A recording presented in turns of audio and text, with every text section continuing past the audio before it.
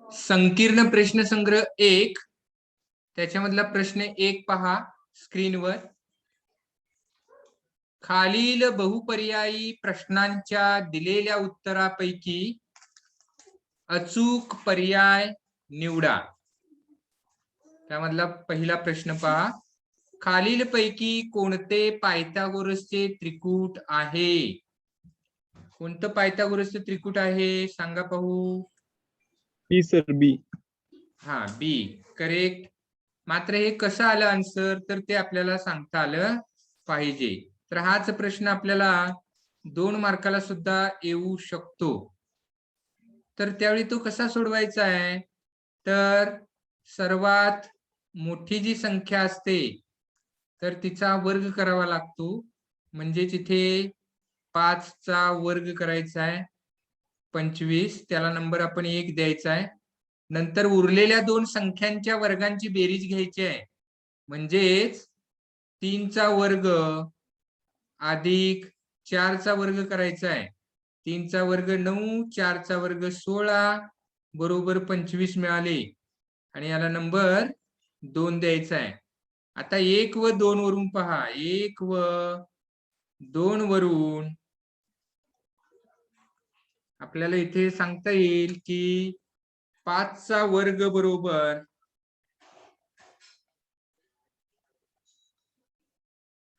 5 चा वर्ग बरोबर 3 चा वर्ग अधिक 4 चा वर्ग. कारण इथे उजवी बाजू 25-25 समान आलेली आहे म्हणून डावी बाजू आपण समान घेऊ शकतो. आणि मग याच्या पुढे लिहायचं आहे की सर्वात मोठ्या संख्येचा वर्ग हा उरलेल्या 2 संख्यांच्या वर्गांच्या बेरजे इतका आहे आणि म्हणून पायथागोरसचे त्रिकूट आहे. तर असं आपल्याला इथे आन्सर लिहायचं आहे. हे तुम्हाला समजावं यासाठी मी इथे कॅल्क्युलेशन केलेले आहे. ओके. हाच प्रश्न 2 मार्काला आला तर असं सोडवायचा. मात्र पुढे लिहावं लागेल सर्वात मोठ्या संख्येचा वर्ग हा उरलेल्या 2 संख्यांच्या वर्गांच्या बेरजे इतका आहे म्हणून पायथागोरसचे त्रिकूट आहे. ओके. हा, आता आपल्याला पुढचा प्रश्न पाहायचा आहे. स्क्रीनवर आहे तो पहा. हा, इथे थोडी रिकामी जागा करतो मी पुढच्या प्रश्नासाठी. हा, दुसरा प्रश्न पाहता.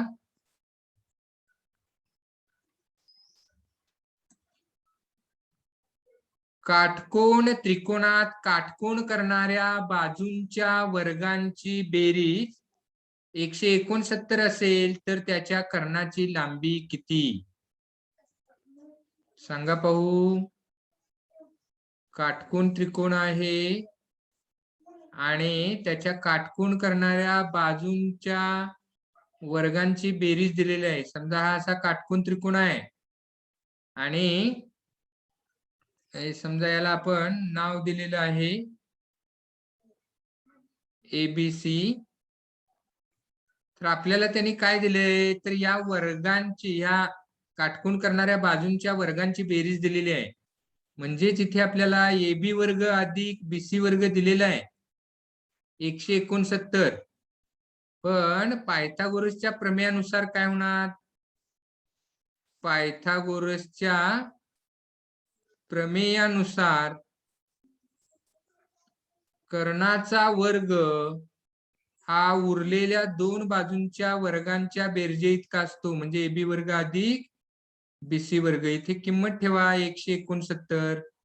म्हणजे AC वर्गची किंमत 169 आहे आणि म्हणून वर्गमूळ काढल्यानंतर AC ची किंमत आपल्याला 13 मिळते. म्हणजे त्याचं वर्गमूळ घ्यायचं आहे थोडक्यात. तर हे आपल्या इथे लक्षात येणं गरजेचं आहे. तर हाच प्रश्न 2 मार्काला पडला तर असा आपल्याला सविस्तर सोडवावा लागेल हे समजून घ्या. नाहीतर फक्त उत्तर लिहिले तर मार्क्स मिळणार नाहीत. ओके.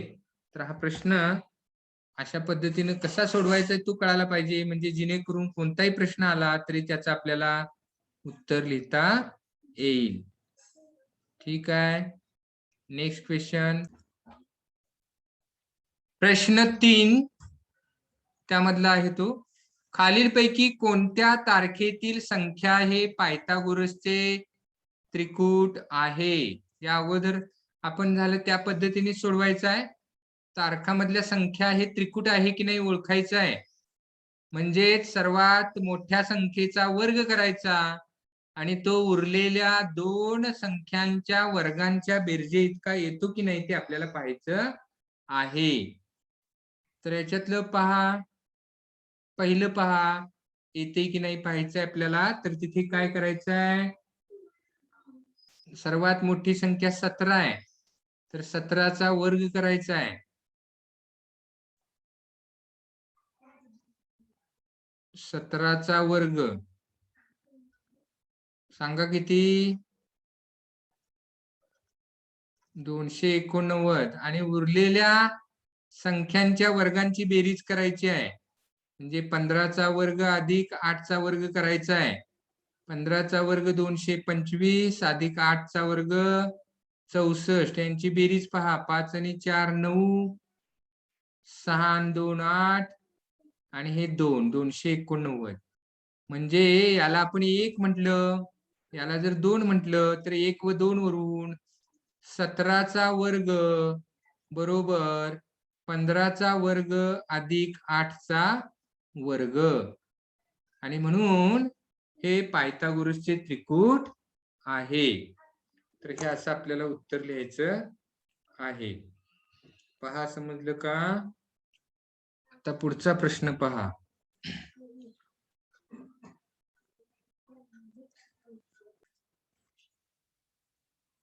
चौथा उपप्रश्न पहा. बाजूंच्या लांबी ए बी सी असलेल्या त्रिकोणामध्ये जर ए वर्ग अधिक बी वर्ग बरोबर सी वर्ग असेल तर तो कोणत्या प्रकारचा त्रिकोण असेल? म्हणजे दोन बाजूंच्या वर्गांची बेरीज ही तिसऱ्या बाजूच्या वर्गा इतकी असेल तर अर्थातच तो कोणत्या प्रकारचा त्रिकोण असेल सांगा? उत्तर द्या. काटकोन त्रिकोण. सी येणार आहे पर्याय, काटकोन त्रिकोण. ओके. हा, आता पुढचा प्रश्न पहा. 5वा. एका चौरसाचा कर्ण, एका चौरसाचा कर्ण 10 वर्गमुळात 2 सेमी असल्यास त्याची परिमिती टिंबटिंब असेल, असा प्रश्न आहे. 40 सेमी. हा, तर हे कसं सोडवायचं आहे हे आपल्याला समजणं गरजेचं आहे. आणि मग 2-3 मार्काला पडले तर ते आपल्याला पुन्हा व्यवस्थित लिहिता येणं गरजेचं आहे. तर चौरसाचा कर्ण आणि बाजू यामधला संबंध दर्शवणारं सूत्र आपल्याला माहिती असणं गरजेचं आहे. तर सूत्र आहे चौरसाचा कर्ण बरोबर वर्गमुळात 2 गुणिले बाजू असं सूत्र आहे. तर याच्यात आपण किमती ठेवायच्या आहेत. चौरसाचा कर्ण दिलाय 10 वर्गमुळात 2 बरोबर वर्गमुळात 2 गुणिले बाजू. आता हे वर्गमुळात 2 दोन्ही बाजूला इकडचं इकडे नेलं की ते भागिले होतील आणि निघून जाईल आणि फक्त बाजूची लांबी आपल्याला 10 मिळेल. म्हणजे बाजू 10 सेमी मिळेल. आणि याच्या आधारे आता आपल्याला परिमिती काढायची आहे. मग चौरसाच्या परिमितीचं सूत्र आपल्याला माहिती असणं गरजेचं आहे. चौरसाची परिमिती बरोबर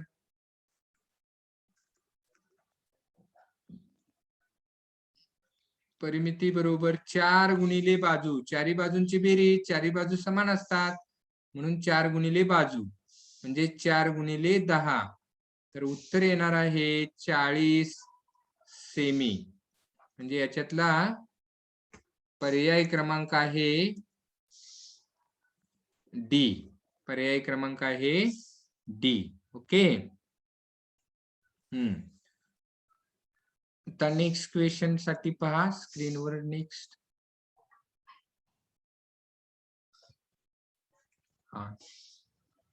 6वा उपप्रश्न पहा. एका काटकोन त्रिकोणात कर्णावरील शिरोलंबामुळे कर्णाचे 4 सेमी व 9 सेमी लांबीचे 2 भाग होतात, तर त्या शिरोलंबाची लांबी किती? तर त्या शिरोलंबाची लांबी किती असा प्रश्न आहे. तर इथे थोडक्यात पहा कसं सोडवायचं आहे ते सांगतो. तर असा एक काटकोन त्रिकोण आहे, छोटी डायग्राम काढलेली आहे पहा इथे, आणि याच्यात कर्णावरील शिरोलंबामुळे कर्णावर असा शिरोलंब टाकलाय, म्हणजे असा हा लंब टाकायचा आहे. तर इथे कर्णाचे जे 2 भाग झालेले आहेत, तर त्याची लांबी इथे दिलेली आहे 4 आणि 9 आहे. म्हणजे ही वरची 4 आहे आणि खालची 9 आहे. तर या शिरोलंबाची लांबी शोधायला सांगितलेली आहे. तर या शिरोलंबाची लांबी म्हणजे हा भूमितीय मध्य असतो, लक्षात ठेवा.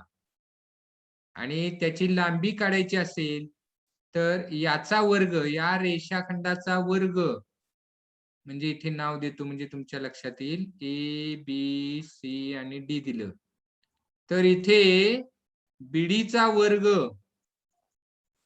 बरोबर एडी गुणिले डीसी, लक्षात घ्या, एडी गुणिले डीसी. तर एडी गुणिले डीसी म्हणजे 4 गुणिले 9 आणि 4 9 36, म्हणजे बीडी वर्ग बरोबर 36 मिळालं.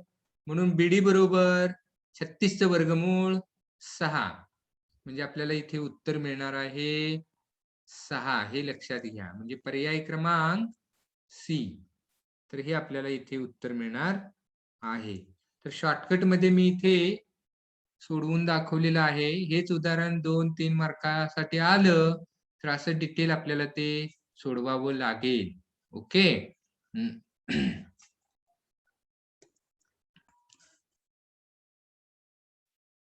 उपप्रश्न 7 पहा त्याच्यातलाच. काटकोन त्रिकोणामध्ये काटकोन करणाऱ्या बाजू 24 सेमी व 18 सेमी असतील, तर त्याच्या कर्णाची लांबी टिंबटिंब असेल.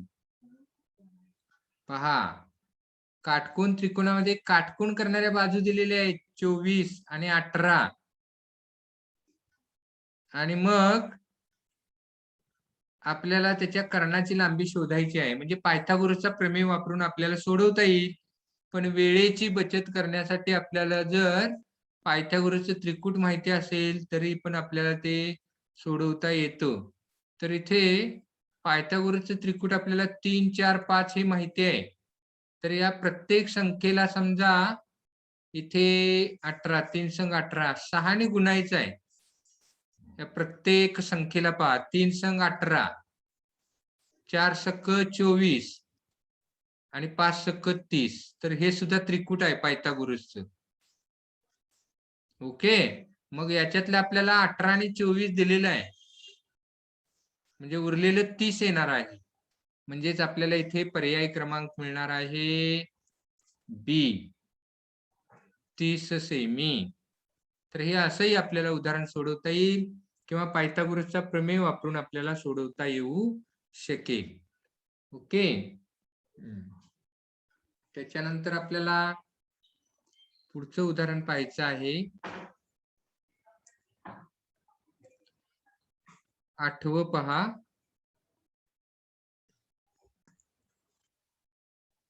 याच्यातला शेवटचा 8वा उपप्रश्न पहा. त्रिकोण एबीसी मध्ये AB बरोबर 6 वर्गमुळात 3 सेमी, AC बरोबर 12 सेमी आणि BC बरोबर 6 सेमी, तर कोण A चे माप किती असा प्रश्न आहे. तर मी ही आकृती काढतो. तुमच्या लक्षात आलं असेल इथे 12च्या निम्म, इकडे 6 पण आहे, 6 वर्गमुळात 3. तर याच्या आधारे आपल्या लक्षात येईल इथे की हे उदाहरण म्हणजे 30 अंश, 60 अंश, 90 अंश मापाच्या त्रिकोणासाठीच आहे. इथे आकृती काढतोय पहा छोटीशी. तर याला आपण नाव देऊ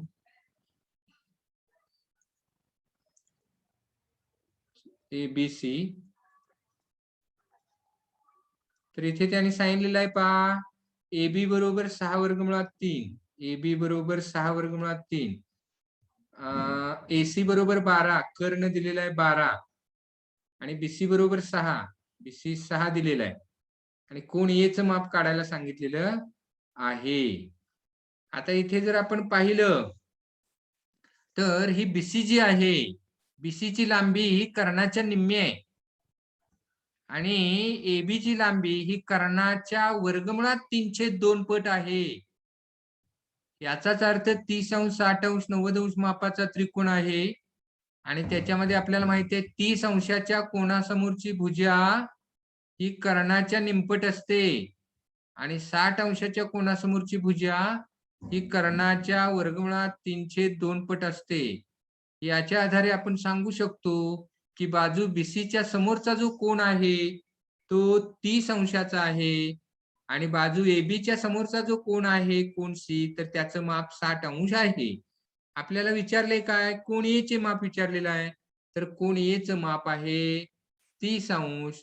त्यामुळे आपल्याला इथे पर्याय मिळणार आहे A 30 अंश. तर हा आपल्याला इथे पर्याय मिळणार आहे. ओके. तर इथे आपला पहिला क्वेश्चन कंप्लीट झालेला आहे. हा प्रश्न 2 मधला दुसरा प्रश्न पाहता अगोदर इथे आपल्याला वेळ कमी आहे. 7 सेमी 24 सेमी व 25 सेमी बाजू असलेला त्रिकोण काटकोन त्रिकोण होईल का असं विचारलेलं आहे.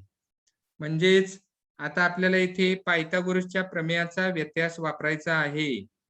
म्हणजेच इथे सर्वात मोठ्या बाजूचा वर्ग हा उरलेल्या 2 बाजूंच्या वर्गांच्या बेरजे इतका येतो की नाही तर ते आपल्याला इथे पाहायचं आहे.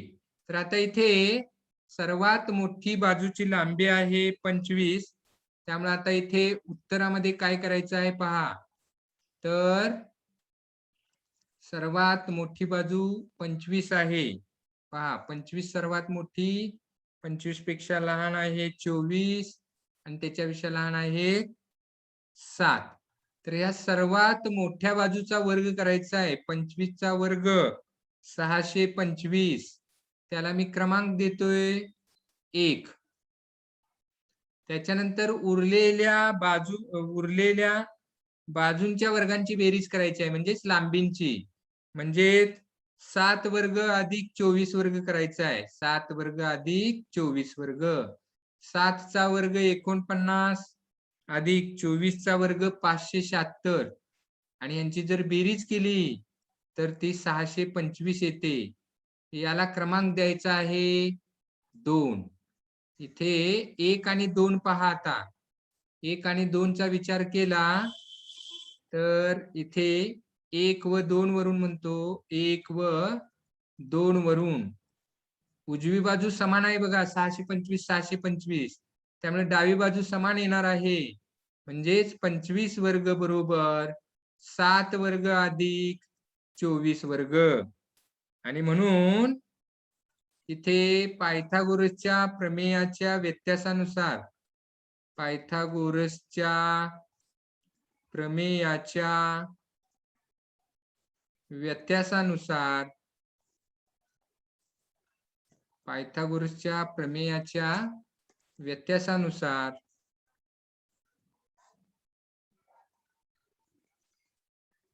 इथे तर तो काटकोन त्रिकोण असणार आहे. पहा प्रश्न कसा दिलाय तसं शेवटी उत्तर लिहायचं आहे. तर 7 सेमी 24 सेमी 25 सेमी बाजू असलेला काटकोन त्रिकोण होईल. मी आता इथे शॉर्टकट मध्ये लिहितोय, पूर्ण लिहायचा आहे. म्हणून तो त्रिकोण काटकोन त्रिकोण होईल. काटकोन त्रिकोण होईल. Just a minute. काटकोन त्रिकोण होईल. तर हे अशा पद्धतीने आपल्याला उत्तर लिहायचं आहे. ओके.